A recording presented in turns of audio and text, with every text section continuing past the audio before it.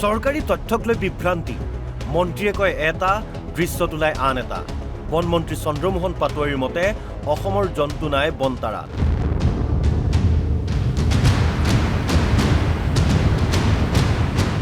পিছে অসম গৌৰৱৰ সৈতে প্ৰধানমন্ত্ৰীৰ ফটো প্ৰকাশ সামাজিক মাধ্যমত অসমৰ বাহিৰে দেশৰ আন প্ৰান্তত পোৱা যায় নেকি এশিঙীয়া গড় সকলো তথ্যতে মাথো খেলিমেলি প্ৰথমে এই দুখন পত্ৰলৈ মন কৰক এয়া হৈছে বিধানসভাত লিখিত প্ৰশ্নৰ উত্তৰ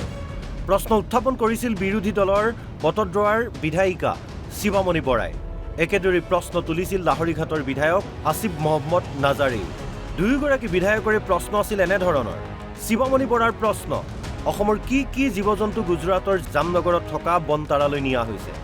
অসমৰ মাজেদি বনতাৰালৈ জীৱ-জন্তু নিউতে অসমৰ বন বিভাগক অৱগত কৰিছিল নেকি অসম ৰাজ্যিক চিৰিয়াখানাৰ সৈতে কোন ব্যক্তিগত চিৰিয়াখানা অথবা জীৱ-জন্তুৰ উদ্ধাৰ তথা গৱেষণা প্ৰতিষ্ঠানৰ লগত কোনো চুক্তি কৰা হৈছে নেকি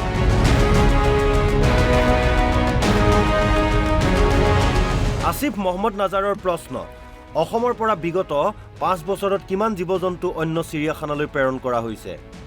অসম ৰাজ্যিক চিৰিয়াখানাৰ পৰা গুজৰাটৰ বনতাৰালৈ বিগত 5 বছৰত কিমান আৰু কি কি জন্তু প্ৰেৰণ কৰা হৈছে দুই বিধায়কৰ লিখিত প্ৰশ্নৰ উত্তৰত বিধানসভাত যি তথ্য বনমন্ত্ৰীয়ে দাখিল কৰিলে তাক লৈ এতিয়া ব্যাপক চৰ্চা পৰিলক্ষিত হৈছে মন্ত্ৰী চন্দ্ৰমোহন পাটোৱাৰীৰ মতে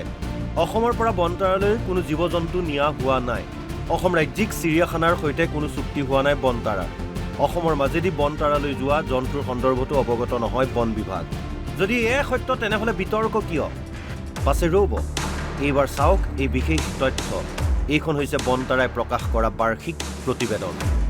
প্ৰতিবেদনখনত স্পষ্টকৈ উল্লেখ আছে জামনগৰৰ বনতাৰালৈ বিদেশৰ লগতে দেশৰ ভিন্ন প্ৰান্তৰ চিৰিয়াখানাৰ পৰা জীৱ-জন্তু অনা হৈছে এই প্ৰতিবেদনতে আছে অসম ৰাজ্যিক চিৰিয়াখানাৰ নাম 2022 চনৰ 7 নৱেম্বৰৰ পৰাই বনতাৰালৈ নিয়া হৈছে অসমৰ জীৱ-জন্তু মন্ত্ৰীৰ ভাষ্য অনুসৰি চালে যদিহে বিগত 5 বছৰত অসমৰ পৰা জন্তু নিয়া নাই তেনেহ'লে 2022ৰ পৰা বৰ্তমানলৈ কেনেদৰে বনতাৰা কৰ্তৃপক্ষই জন্তু নিয়া বুলি দাবী কৰিব পাৰিব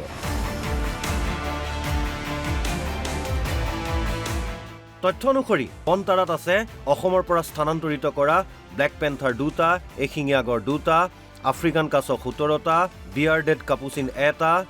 বেনেটছ টি কাংগাৰু 1টা ব্লেক ক্ৰিষ্টেড মংগাৱে 2টা বুটেড মাকাও 6টা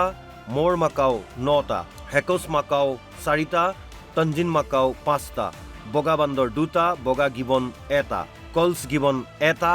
লাৰ গিবন 1টা লেজাৰ স্পটছ নজত গিবন 4টা ৰঙানেজীয়া গিবন 1টা হালধীয়া গিবন 1টা ব্ৰাজাছ বান্দৰ 1টা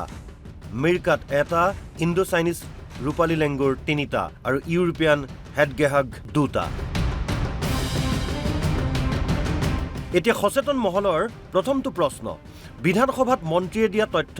শুদ্ধ নে বনতাৰা কৰ্তৃপক্ষই ভুল তথ্যৰ ভিত্তিত প্ৰতিবেদন প্ৰস্তুত কৰিলে সচেতন মহলৰ দ্বিতীয়টো প্ৰশ্ন যদি অসমৰ মাজেৰে জীৱ-জন্তু সৰবৰাহৰ তথ্য অসমৰ বন বিভাগে গম নাপায় তেনেহ'লে কিছুদিন পূৰ্বে অসমৰ মাজেদি বনতাৰাৰ এম্বুলেন্স কেনেদৰে পাৰ হৈ গ'ল বিধানসভাত বিভ্ৰান্তিকৰ তথ্য নিজৰ দায়িত্ব সামৰিলে নেকি বনমন্ত্ৰী চন্দ্ৰমোহন পাটোৱাৰীয়ে কিয় প্ৰকৃত সত্য প্ৰকাশ কৰিবলৈ নিবিচাৰিলে বনমন্ত্ৰীয়ে এনেদৰে আন্ধাৰত ৰাখিয়েই আম্বানীৰ ঘৰ শুৱনি কৰিব নেকি অসমৰ জীৱ-জন্তুৱে তাক লৈ এতিয়া উত্থাপন হৈছে প্ৰশ্নৰ news desk report NB news